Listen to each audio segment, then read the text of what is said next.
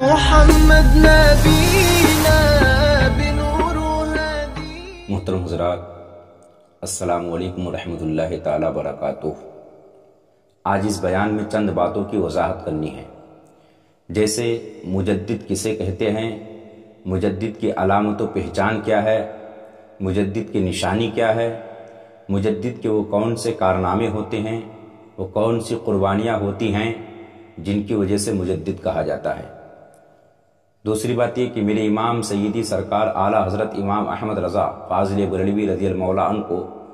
اعلیٰ حضرت کیوں کہتے ہیں۔ تیسری بات یہ کہ میرے امام سیدی سرکار اعلیٰ حضرت رضی اللہ عنہ کو کتنے علوم و فنون پر مہارت حاصل تھی۔ اس سلسلے میں بہت مختصر وقت میں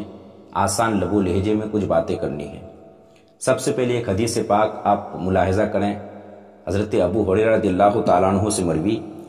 اللہ کے نبی نے فرمایا، ان اللہ یبعث لہذہ الامۃ علی راس کل 100 سنۃ من یجدد لہا دینہا۔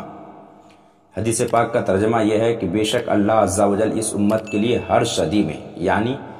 ہر 100 سال میں ایسے شخص کو بھیجے گا کہ جو امت کے لیے ان کے دین کی تجدید کر دے گا۔ اس حدیث پاک کو حاکم نے مستدرک میں، صاحب مشکات نے اپنی کتاب مشکات المصابیح میں اس حدیث پاک کو سنن ابی داؤد کے حوالے سے نقل کیا۔ مشکات المصابیح کی شرح ملا علی قاری کی ہے بنام برقات المفاتیح۔ اس حدیث پاک کی شرح کرتے ہوئے آپ نے بتایا کہ اس حدیث پاک میں جو یہ آیا ہے کہ ہر 100 سال میں اللہ مجدد کو بھیجتا ہے، تو کس وقت بھیجتا ہے؟ وہ لکھتے ہیں کہ یا تو سال کے شروع میں یا سال کے آخر میں،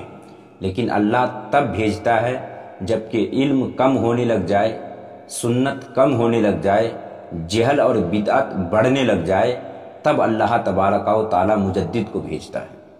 ایک یہ۔ دوسری بات، اسی حدیث پاک کی شرح میں ملا علی قاری رحمہ اللہ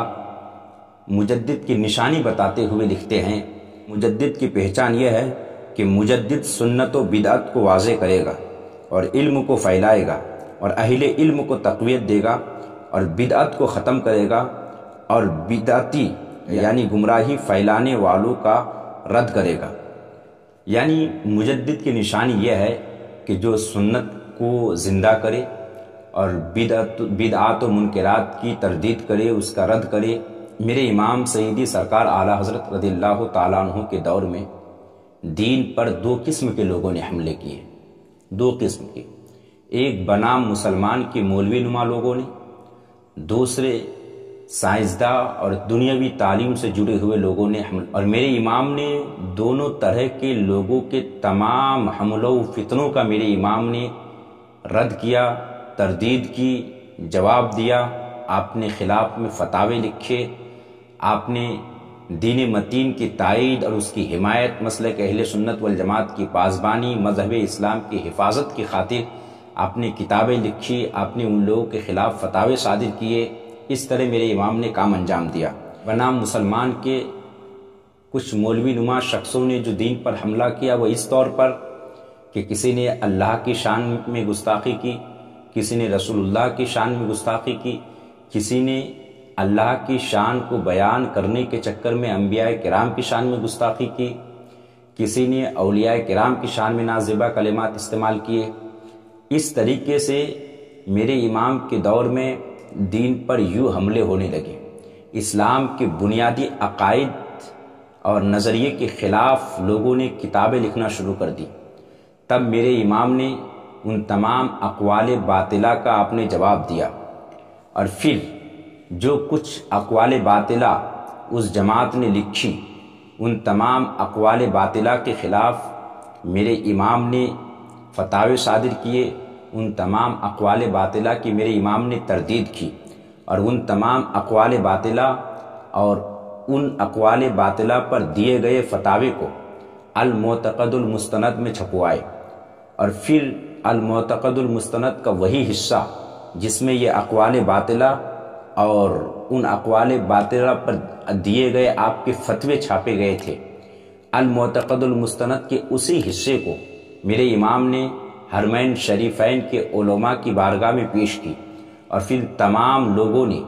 35 سے زائد علماء کرام نے ان اقوال باطلہ کو بھی پڑھا، اور پھر امام کے ان اقوال باطلہ پر امام کے دیے گئے فتووں کو بھی پڑھا۔ پڑھنے کے بعد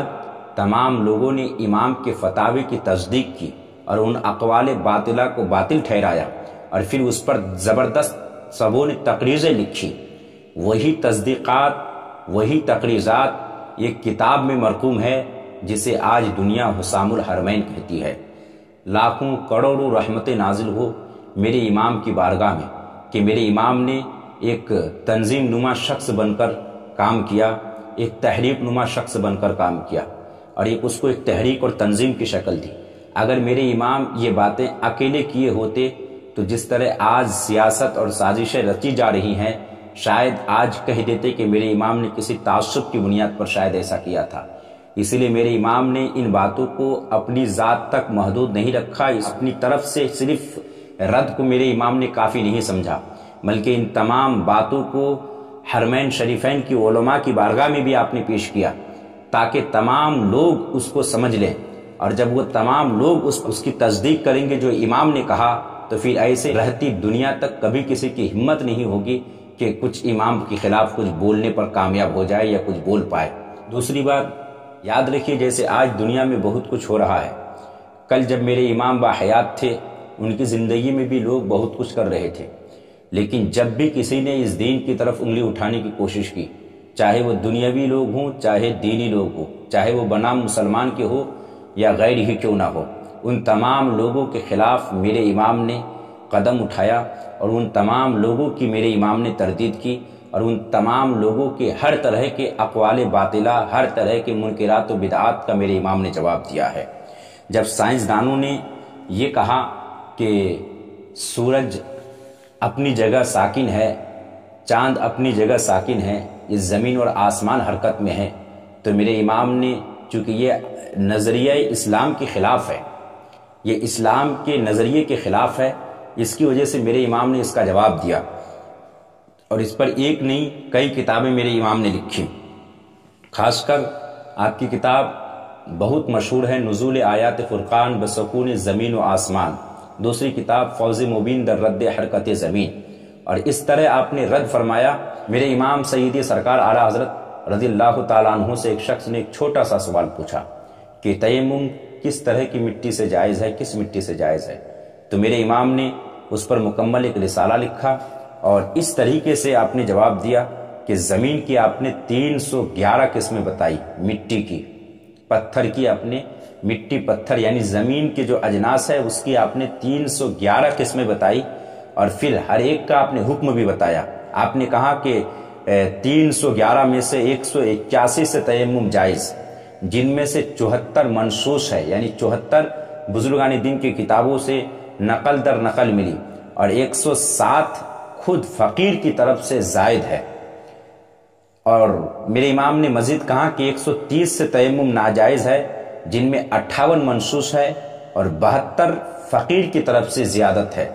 اس کے علاوہ میرے امام سیدی سرکار اعلیٰ حضرت رضی اللہ تعالیٰ عنہ سے پانی سے متعلق سوال ہوا، تو آپ نے پانی کی قریباً 350 قسمیں آپ نے بتائی،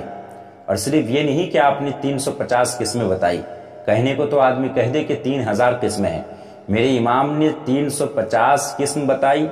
تمام قسموں کا آپ نے نام بتایا، اور سب کا میرے امام نے حکم بھی بتایا، یعنی پانیوں کی اقسام بھی آپ نے بتائے اور سب کے احکام بھی۔ یہ خوبیاں تھی میرے امام سیدی سرکار اعلیٰ حضرت رضی اللہ تعالیٰ عنہ کے اندر۔ یاد رکھیے، میرے امام سیدی سرکار اعلیٰ حضرت رضی اللہ تعالیٰ عنہ نے ہر منکرات و بدعات کا جواب میرے امام نے دیا ہے، اور میرے امام نے اس طریقے سے دین کی تجدید کی کہ دین کے خلاف اٹھنے والے ہر سوال کا میرے امام نے جواب دیا، دین کی طرف اٹھنے والے ہر سوال کا میرے امام نے جواب دیا۔ اس طریقے سے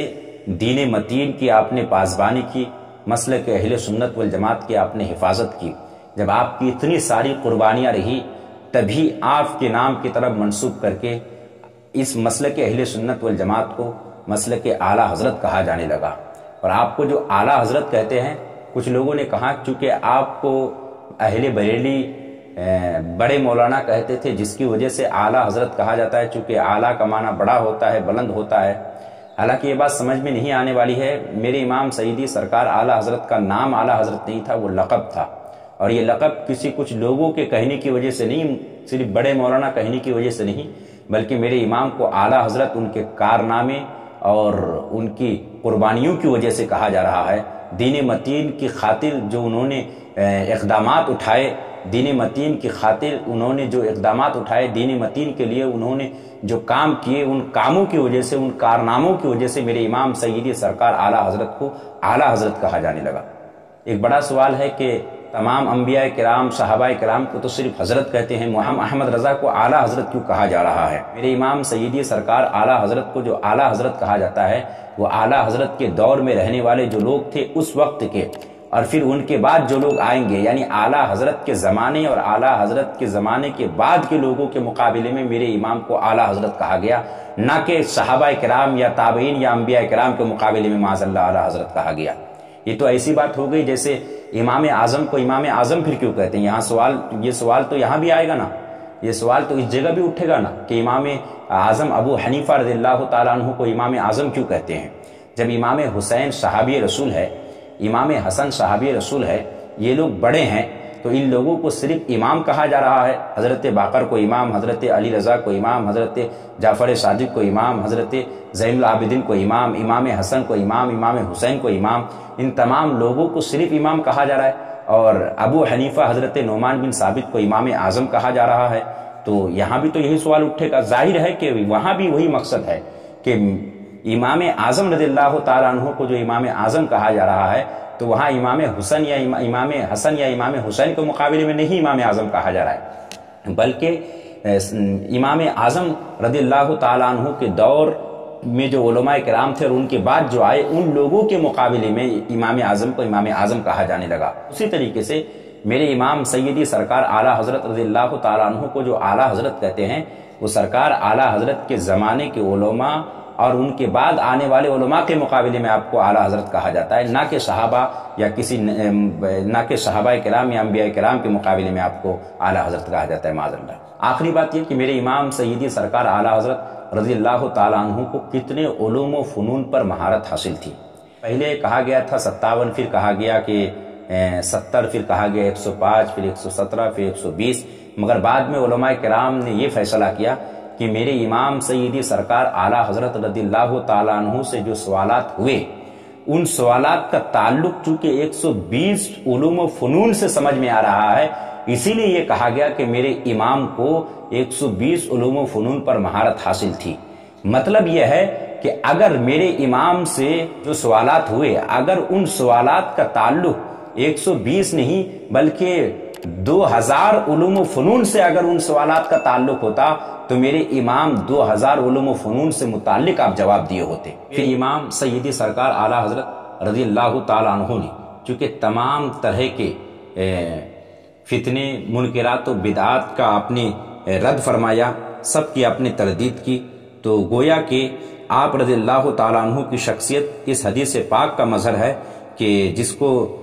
صاحب کنز العمال نے اپنی کتاب کنز العمال میں نقل کیا کہ حضرت عبداللہ ابن عباس رضی اللہ تعالی عنہما سے مروی، رسول اللہ صلی اللہ تعالی علیہ وسلم نے فرمایا، ما ظہر اہل بدعۃ